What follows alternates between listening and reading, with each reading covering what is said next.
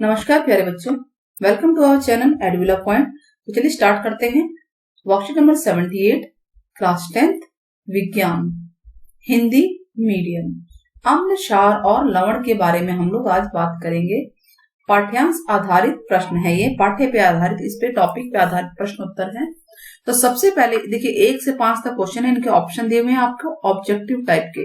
इनको करने से पहले हम मृदा और इसके पीएच मान के बारे में जान लेते हैं। तो देखिए 7 जो पीएच मान, अगर एक पीएच स्केल होता है, पैमाना होता है, वो 0 से 14 तक का होता है, जैसे कि हम नीचे देखते हैं। और ये देखिए 0 से लेकर 14 तक है। 7 पे हरा रंग है, जिसको आपको याद रखना है कि हरा रंग होता है, और उदासीन होता है ये, यानी ना तो अम्लीय प्रकृति होती है इस जिसकी भी पीएच स्केल 7 होगी, ना तो उसका अम्लीय नेचर होता है, ना ही क्षारीय नेचर होता है। अब जैसे जैसे हम सीधे हाथ की तरफ राइट साइड में जाएंगे तो जो भी चीज होगी उसकी प्रकृति क्षारीय होती जाती है, और सबसे ज्यादा क्षार उच्च क्षारीय जो है, उच्च क्षार जो है 14 पीएच स्केल पे होता है। और लेफ्ट पे जाते हैं तो हम जो है अम्लीय प्रकृति होती जाती है किसी भी चीज की। और यहाँ पर आप यहाँ तक पहुंचेंगे तो ये जो है हाई एसिडिक होता है, यानी उच्च अम्लीय प्रवृत्ति होती है। और 0 पे कलर कौन सा है? रेड है, तो आपको रेड कलर याद रखना है, ग्रीन याद रखना है, और वॉयलेट डार्क में याद रखना है। बाकी कलर अगर आप याद कर सकते हैं तो वेल एंड गुड। आप देखिए कि आपके वर्कशीट में कितना सुंदर पीछे बैकग्राउंड भी दिखा रखा है कि पीएच जो एसिड है 0 से स्टार्ट है, 1 2 3 आपको दिख रहा है ना, 4 5 6 7 8 9 10, देखिए 11 12 13 14 आगे आ जाता है एल्केलाइन नेचर। तो ये दिखाया हुआ है कि किस तरह से आपको पीएच के लिए याद करना भी सिखा रहे हैं। चलिए पीएच मान के बेस पे हम मृदा के बारे में जानते हैं कि मृदा का पीएच क्या होता है, यानी मिट्टी का, और कौन सी मृदा में उपज जो है बहुत अच्छी होती है, यानी पौधा ग्रो कर सकता है।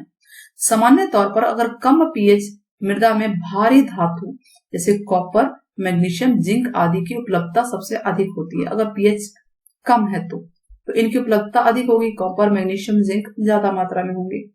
लेकिन कम पीएच है, अगर कम पीएच है तो ये जो भारी धातुएं हैं यही जहरीली हो सकती है, टॉक्सिक हो सकती है।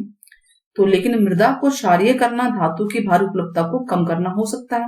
यानी अगर मृदा की पीएच को हम बढ़ाते हैं, अम्ल से क्षार की तरफ ले जाएंगे, तो फिर तो भारी धातु जल्दी मिलेंगे नहीं, यानी जो हैवी मेटल्स हैं कॉपर, मैग्नीशियम, जिंक और आयरन, ये कम हो सकते हैं।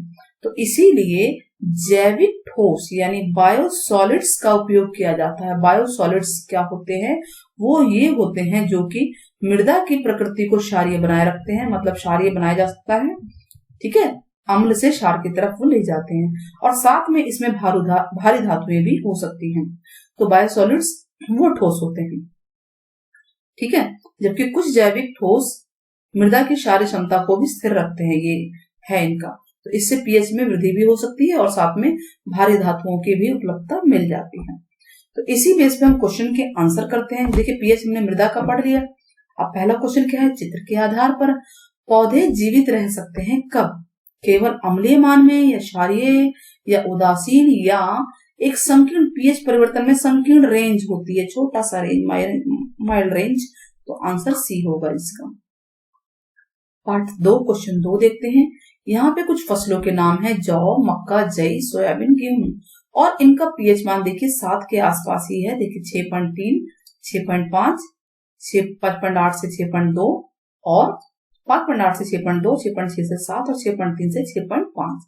तो हमें बताना है कि गेहूं का जो पीएच परास है, यानी गेहूं इसमें पैदा होता है, इस परास में, इस रेंज में, जौ इस रेंज में पैदा होता है, मक्का इस रेंज में पैदा होता है, जई इस रेंज में, ये रेंज है इनके अच्छी उपज के लिए।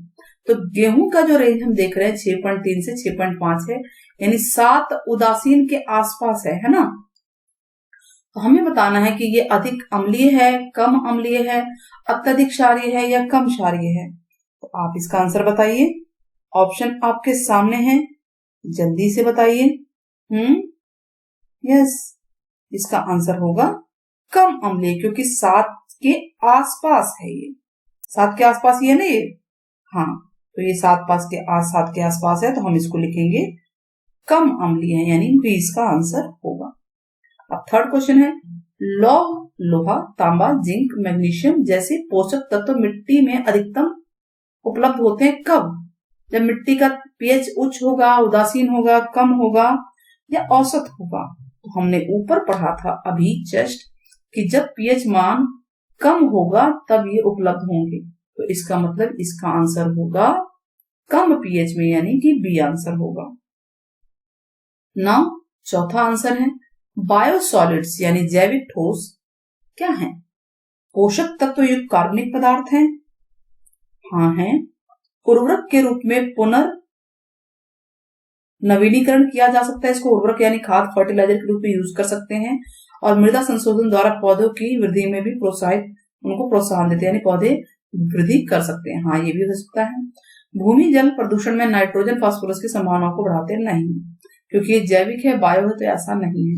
तो आंसर होगा पहला और दूसरा, यानी कि बी आंसर होगा। मिट्टी डैश हो जाती है जब इसका पीएच मान अपेक्षित मान से अधिक अम्लीय हो जाए। अगर अम्ल ज्यादा हो जाएगा तो मिट्टी क्या होगी? उपजाऊ होगी, उपयोगी होगी, उदासीन होगी या विषाक्त यानी कि टॉक्सिक हो जाएगी। तो इसी के साथ हमारी ये वर्कशीट फिनिश होती है। कमेंट बॉक्स में आप जरूर बताइएगा कि किस चीज का पीएच मान 7 यानी उदासीन होता है। आपके कमेंट का हमें इंतजार रहेगा। टेक केयर, बाय बाय, फिर मिलते हैं।